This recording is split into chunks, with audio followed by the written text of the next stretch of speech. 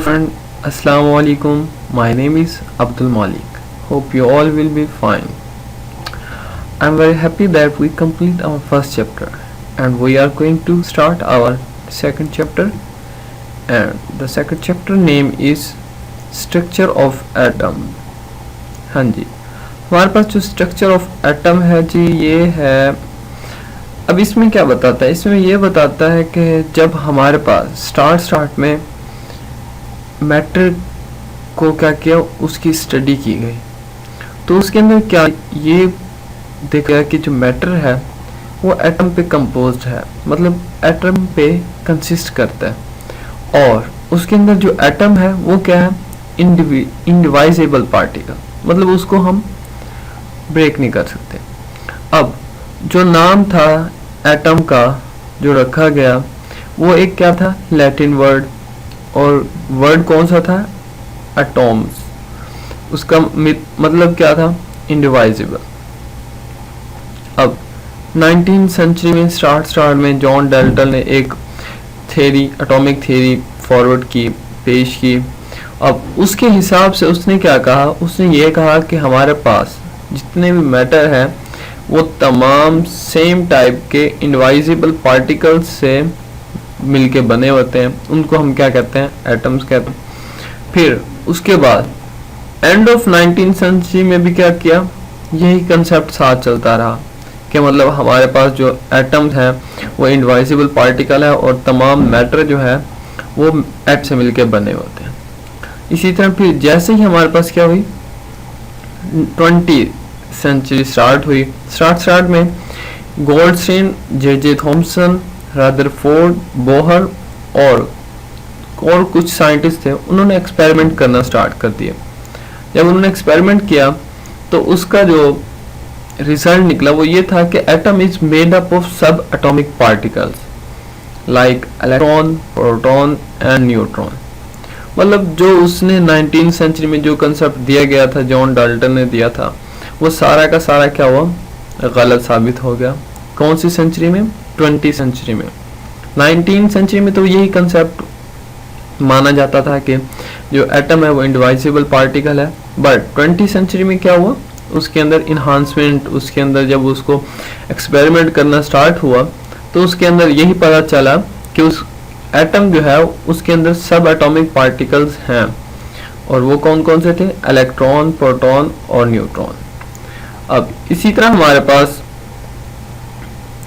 Theory and experiment related to the structure of atom.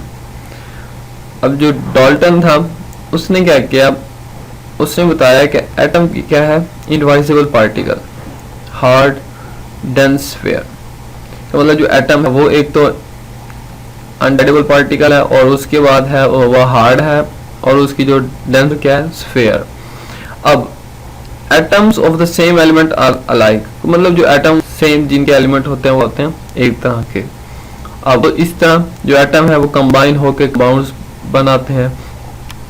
और Dalton atomic theory में उसने एक और बात की कि हमारे पास, अब वो जो उसने ये थ्योरी पेश की थी वो 18th के एंड में और 19th के स्टार्ट में। अब उसने क्या किया, कुछ साइंटिस्ट ने क्या किया, जो सब एटॉमिक पार्टिकल उनको डिस्कवर कर दिया। पहले इसने क्या कहा डाल्टन ने कि ये इनवाइजिबल, हार्ड और dense sphere particle atom, but and में क्या हुआ, लेट 18th सेंचुरी और 19th के स्टार्ट सेंचुरी में काफ़ी साइंटिस्ट ने डिस्कवर किया कि जो एटम है वो सब एटॉमिक पार्टिकल्स पे कंसिस्ट करता है। अब 1886 में गोल्डस्टीन डिस्कवर किया पॉजिटिवली चार्ज, मतलब उसने प्रोटॉन को डिस्कवर किया। 1897 में देखें, यहाँ पे 86 है और यहाँ पे 1897, बहुत टाइम के बाद क्या हुआ, नेगेटिव पार्टिकल, मतलब इलेक्ट्रॉन डिस्कवर। उसके बाद अब हम ये कह सकते थे जो हमारे पास एटम है वो किसके ऊपर, इलेक्ट्रॉन, प्रोटॉन क्या करता है, उसके अंदर होते हैं। सिंपल जो हमारा मैटर होता है उसके जो फंडामेंटल पार्टिकल्स हैं वो कौन से थे, इलेक्ट्रॉन और प्रोटॉन। अब इसी बेस पे क्या हुआ, जो प्लम पडिंग, ये देखें, ये उसने Based upon these observations, Thomson put the forth his plum pudding theory. उसने क्या दी, अपनी एक थ्योरी पेश कर दी प्लम पडिंग की. अब he postulated that atoms were solid structure of positively charged with tiny negative particles stuck inside. अब उसने क्या, उसने ये कहा कि हमारे पास जो एटम है वो क्या है, पॉजिटिव सॉलिड पॉजिटिव चार्ज है, और उसके अंदर जो नेगेटिव है वो क्या है, नेगेटिव चार्ज जो है वो धंसे हुए हैं, जैसे हमारे पास प्लम्स इन पडिंग. अब ये देखें, फिर उसके बाद क्या हुआ, cathode rays and discover of electron. हाँ जी, इसके अंदर जो सर विलियम थे 1879 में, उसने क्या किया, एक्सपेरिमेंट करना स्टार्ट किया. जब उसने एक्सपेरिमेंट किया, उसने इलेक्ट्रिक करंट को पास किया किसके थ्रू, एक गैसेस एक डिस्चार्ज ट्यूब के अंदर, और उसका जो प्रेशर था वो क्या था, लो था. अब ये देखें, नीचे डायग्राम बनी हुई है. हाँ जी, ये देखें, इसके अंदर क्या, ये वही है हमारे पास. इसके अंदर इलेक्ट्रिक करंट से उसने क्या किया, कनेक्ट किया हुआ है, और उसके अंदर जो गैस फिल की हुई है, और उसका जो प्रेशर है वो कितना है, लो प्रेशर रखा था. अब उसने क्या किया, उसने एक ग्लास ट्यूब फिट की उसने. अब उसके अंदर दो मेटालिक इलेक्ट्रोड क्या कर दिए, कनेक्ट कर दिए, कितनी हाई वोल्टेज के साथ. उसका जो प्रेशर था वो 10⁻⁻⁴ एटीएम था. और जैसे करंट पास हुआ तो उसके अंदर से हमारे पास क्या हुई, कुछ रेस इमिट हुई. कहां से, कैथोड से. और वो उन्होंने मूव कहां करना स्टार्ट कर दिया, एनोड की तरफ, मतलब पॉजिटिव साइन की तरफ. अब इसलिए उनको नाम क्या गया, कैथोड रेस का नाम दे दिया गया. सिंपल, हमारे पास जब भी वो करंट पास हुआ तो उसके अंदर से हमारे पास क्या हुई, कुछ चीजें पास होना स्टार्ट हुई, कुछ रेस इमिट होना स्टार्ट हुई. कहां से, कैथोड से. और किसकी तरफ मूव करना स्टार्ट हो गई, एनोड की तरफ. इसलिए उसको हमने नाम क्या दिया, क्योंकि वो ओरिजिनेट हुई थी, जनरेट हुई थी कहां से, कैथोड रे से. इसलिए हमने उसको कैथोड से जनरेट हुई थी, और हमने उसे कैथोड रेस का नाम दे दिया. ये हमारे पास, ये देखें, ये हमारे पास डायग्राम है. अब ये हमारे पास पॉजिटिव और ये नेगेटिव, इनको हमने क्या किया, हाई वोल्टेज बैटरी के साथ कनेक्ट किया हुआ. इस यहाँ पे क्या, हमारे पास प्रेशर जो है 10⁻⁻⁴ एटीएम है. अब जैसे हमने करंट पास किया तो यहाँ से क्या हुआ, कुछ रेज इमिट होना स्टार्ट हो गई, और उन्होंने मूव करना कहाँ शुरू कर दिया, पॉजिटिव की तरफ. इसलिए हमने उसको नाम क्या दिया, कैथोड रेज का नाम दिया. हाँ जी, उसके बाद जो हमारे पास कैथोड रेज थी, उनकी कुछ प्रॉपर्टीज थी, मतलब उनकी कैरेक्टरिस्टिक्स के, वो मतलब उनका बिहेवियर किस टाइप का था. अब एक था, these rays travel in straight line perpendicular to the cathode surface, और दूसरा क्या था, they can cast a sharp shadow of an opaque object if placed in their path. और उसके बाद क्या था, they are deflected toward the positive plate in electric field showing that they are negatively charged. हाँ जी, और there is a temperature of the body on which they fall.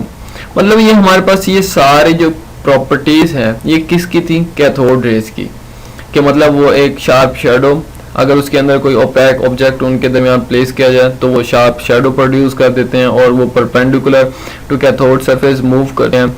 उसके बाद जिस चीज़ से वो टकराते हैं उनका टेम्परेचर क्या होता है, इंक्रीज हो जाता है. और उसके बाद जे थॉमसन ने चार्ज मास रेशियो भी फाइंड आउट किया.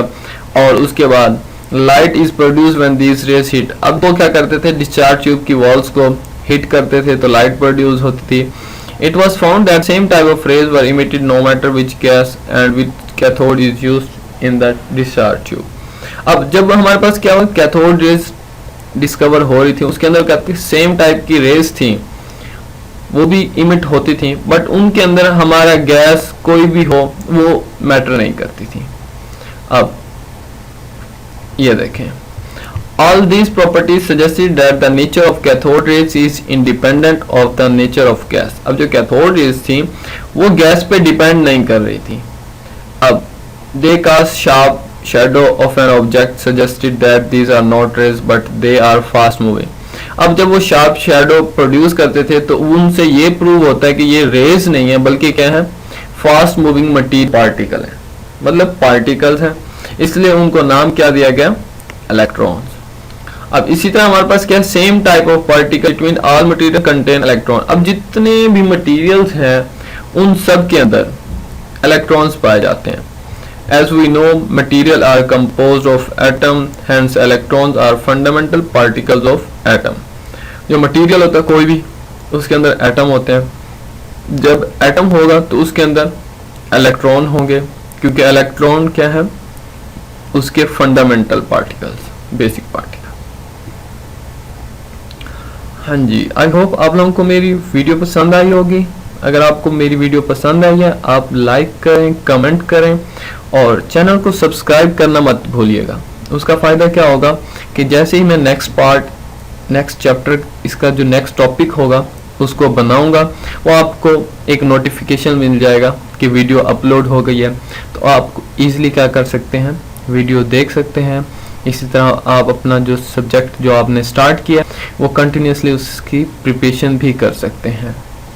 तब अल्लाह हाफिज़।